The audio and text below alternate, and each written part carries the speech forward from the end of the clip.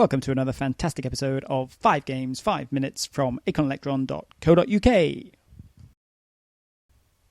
Crackit Towers is what is sometimes known as edutainment, a game which attempts to combine education with fun. This game is almost a case study in how to do it well. You're charged with entering the castle of Count Crackit and getting your mitts on 7 of his keys. These 7 keys unlock the mysterious Room 8. That sounds quite simple a task, but you do need to read the instructions too, else you're not going to survive very long. Crackit Towers features lots and lots of sub-games. There are many ways of acquiring keys, and just as many as losing them again. Most sub-games either require mental arithmetic, or for the player to fill in missing letters to make progress.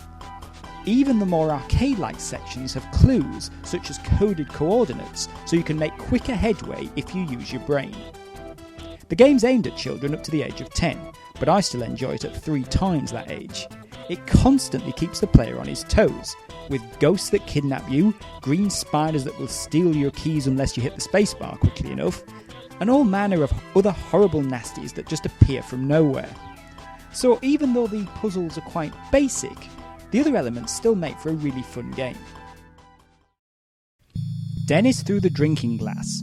It's quite one of the strangest games for the Electron out there. It's a text adventure which combines several qualities: satire, politics, poetry, and character.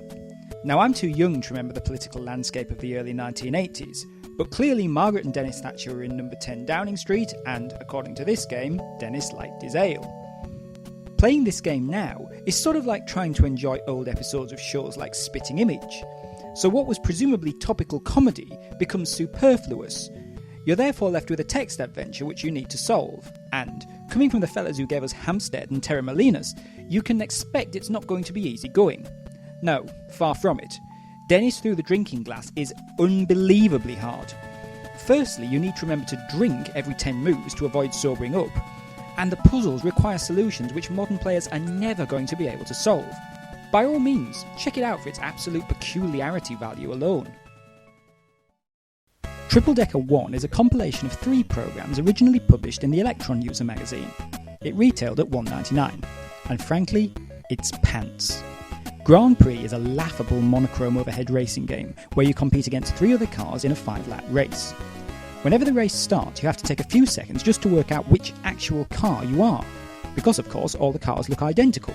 The only way to win this game is to stick to the inside lane and risk your life on the corners. Manic Mole is a platform game in which you play a mole searching for his mole girlfriend. The essential elements of a platform game just aren't here. There's no roaming nasties, for example. The playability comes from working out a safe route across the platforms. You might make it as far as Mavis with perseverance, but the game is just too boring to try. Day at the Races is like a bad joke. You simply place a bet on a horse and then see if it wins or not. The graphics are appalling, and the game is, at best, a few hours of some programmer's spare time. Summer Olympiad is a rather ambitious multi-load compendium. It includes an opening ceremony demo and games of fencing, triple jump, skeet shooting, hurdle jumping and diving. The aim is to win the Summer Olympiad, and you compete either against 3 computer or human players. Fencing is a first for the Electron, and this is rather a dandy simulation. You have commands for riposte, parry and lunge, which is a bit unhelpful if you don't know what these terms mean, but play the game in the style of The Last Ninja and you won't have any problems. Triple Jump is next, and is a key bashing fest. The graphics are brilliant and really lift a game that really requires very little skill. Take care not to give yourself repetitive strain injury. Skeet shooting is the very best of the whole compilation. Easy to play, yet tricky to master and incredibly addictive. Managing to hit both skeets is very satisfying. Hurdles returns you to the key bashing and is rather stressful. The computer here always runs beside you and always seems to be in the lead. Finally, we've got diving. You take control of the diver as he plummets earthward and you try to perform a graceful dive, tucking and piking when appropriate. You get extra points for a smooth entry into the water. There's very little to complain about with Summer Olympiad, but on the Electron it's only available on tape. And with all of the graphics and opening screens, the loading times are astronomically long. Can't someone put this on disc? Please.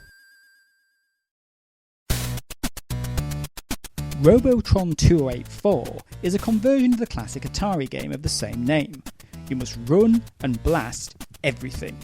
You can run and fire at 8 different angles, and you can fire in any direction whilst running in a different one. This means that you need 8 separate keys just to move around, so joystick control is out of the question, and you need to be at the level of alertness that can only be achieved by copious amounts of amphetamine and Red Bull. So I'm told. Even then, it's difficult to live for more than 10 seconds. There's just too many mutant robots all homing in on you from all angles.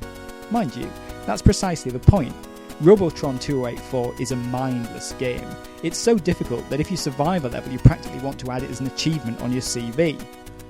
It's all slickly coded though, even if you're unlikely to get far.